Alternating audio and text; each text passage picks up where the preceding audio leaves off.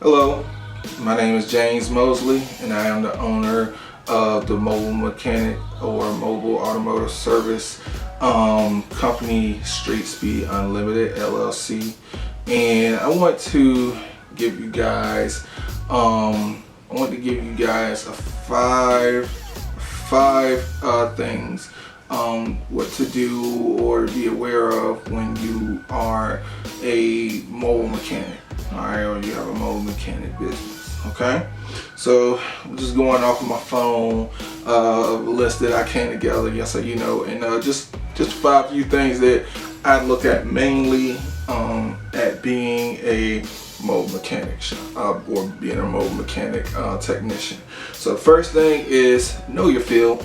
Okay, if you're good at brakes, you're good at suspension, tune-ups, oil changes, let that be your lane. Okay, those are the services that you could provide. And it's all about learning. Being a mechanic, and working on cars. You work on cars enough, you'll learn as you go. All right, you can also go to school, but typically how I did it, I just learned as I went. Start working at shops, and as I went, and started, watching the more seasoned, more experienced technicians. I just learned as I went by watching them and receiving tips. I was never too smart or didn't know anything, to learn something. So knowing your field, knowing what you're best at, that should be always the number one rule, because you don't want to be taking jobs that you have no business taking. All right. So number two is have your tools for your specific jobs ready. All right. So if you do brakes, make sure you got your caliper compression tool. Make sure you got bleeder. You got your bleeder tool. So you can bleed the brakes, bleed the brake system. So you definitely want to make sure that you have that stuff. So you can do the specific job. You want to have impact guns, impact wrenches, and stuff like that. Cause you don't want to be fighting with taking wheels off. So make sure you got proper breaker bars. Make sure you got torque wrenches, sockets, all that stuff. All right, make sure you have that covered. Cause you don't want to be at a job and you can't take the wheel off because you don't have your breaker bar. You can't do certain stuff because you don't have a certain tool to do this specific job. It's kind of embarrassing, and I mean, it's just not a good look on you. You're supposed to be providing the business. So you are the professional. So make sure you have the tools required in that field. All right. Number three would be learn to market.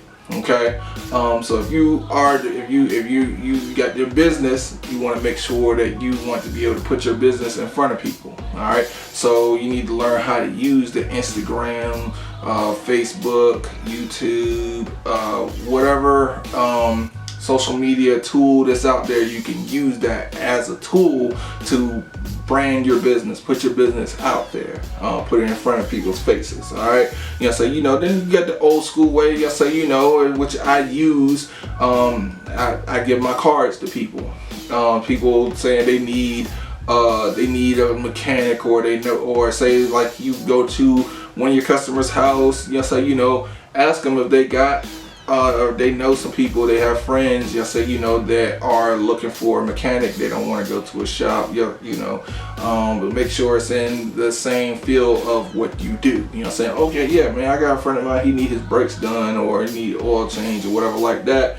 Then hey, I'm your guy. Give him your card, tell him to pass it on. All right, so always make sure you have your card ready, have flyers. You can have your flyers, and go to like certain places. Like your parts stores, friends that have businesses, you can ask them, like if they got a bulletin, you can put your cards or your flyers and everything like that up. It's all about marketing. You're going to spend most of your time marketing because you want people to know that you're there. There's it's not a whole lot of more mechanics around, you know, so you know it's kind of like a niche thing, you know, so you got to make sure that you put yourself out there. Any way that you can put your brand out there is a good look. All right. Number 4 would be, obviously, do great work, do have good customer service. All right. Nobody wants to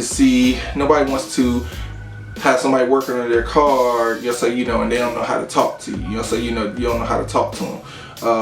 Don't go to somebody's house or somebody's job and just be a douchebag, you know what I'm saying? Because you want repeat business, you know what I'm saying, you know, and people are going to talk to other people about you, you know what I'm saying? And the crazy thing is, people will write a bad review before they'll write a good review. So if that's the case, just don't give them nothing to talk about, nothing but just positive, all right? And then if you're so good, then they will give you a review, you know what I'm saying, you know, but it's always good to have that good customer service, learn how to talk to people, you know, so you know it's all about building a relationship. You are a small business, you just starting out. Your customers, they are, you know, what help get you paid, you know, say, you know, and they can pass the word on, thus giving you more work, and you being able to continue carrying on this business, and you don't have to get a 9-to-5 working at somebody else's shop. So yeah, just keep that in mind. You'll say, you know, good customer service, you know, make sure you do good work. If you do crappy work, you don't, you know, say, you know, you always gonna get a bad review. You always gonna get people talking negative about you. So if you do good work and you're a good person, and they enjoy talking to you, they like you're just all around good person, then they're gonna spread the word, okay, regardless. Okay, so yeah, just keep that in mind. Yes, so you know, just good customer service, good work done, you can't go wrong. Okay, and then the last one is just be an honest technician, be an honest mechanic. All right, don't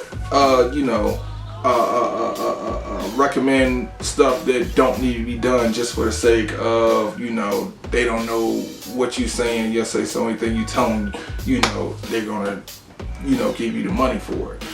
So don't go trying to fix what ain't broken. Don't try to go replace something that don't need to be replaced. So it's all about knowing how to diagnose stuff, and you know, if everything's working good, then go on to the next one. But you want to be honest with them.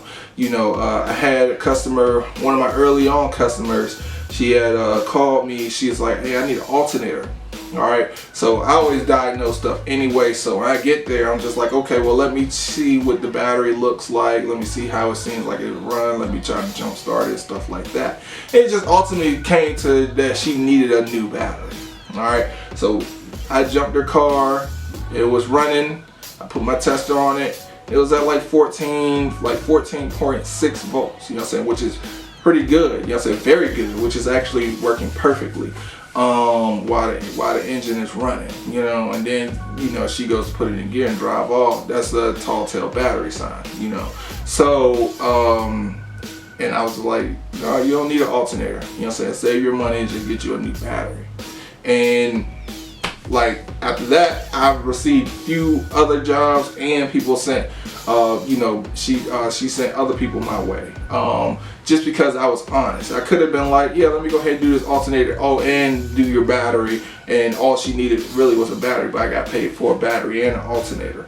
You know, say, you know, that's just not being honest. You know, say, you know, and there are some people that's like that, and they can sleep at night. I can't sleep at night like that. But yeah, make sure you're just honest, because the money's gonna come regardless. You know, so you know, especially if you're honest, you do good work, your marketing is good, you in your right field, you know, saying, you know, and you stay in your lane, you know, so you know, and you just kind of, you know, and you continuously learn. It's good, you know, so you know, but we'll be honest with you, starting out is gonna be rough. This is my first year. You know, this was my first year. I started January 3rd of 2021. All right, so this video will be posted on January 3rd, 2022. You know, so that's my first full year in owning this business. It's rough. You know, so you know, dealing with some people, they aren't. You know, so you know, some people they aren't. You know, people are people. All right, and then it's just slow. So you got holidays, you got school. So all that stuff comes into play of like how consistent your work comes in. So when you do get money, make sure that you put it to the side. Make sure you save that for those low times, obviously. And then you want to save, so for the taxes and everything. You gotta get ready for tax season, and also you gotta get ready for the slow times. So that has been my experiences. That's been my do's and don'ts of this past year. I'm pretty sure I'm gonna learn some more do's and don'ts this year. You know what I mean? So my plan is to at least break even by this year. By the end of this year, going into the next year, and then I should be able to profit more, as I go. So, and I'm working out of my daily car. So this year I'll be, working towards getting me a van and stuff like that. So, but yeah, those are my 5 things to look for when being a mobile mechanic. I appreciate everyone who has been riding with me for this last year in this business thing. I said I've been very uncomfortable, but that's good because I'm learning, as I'm going. So things aren't always going to be what you expect it to be. It could be worse, but if it's easy, what I mean, and then you're not really putting forth too much effort, So, and I'm really putting my all into this, So I've been very, very uncomfortable this year. So I'm expecting another uncomfortable year until next year.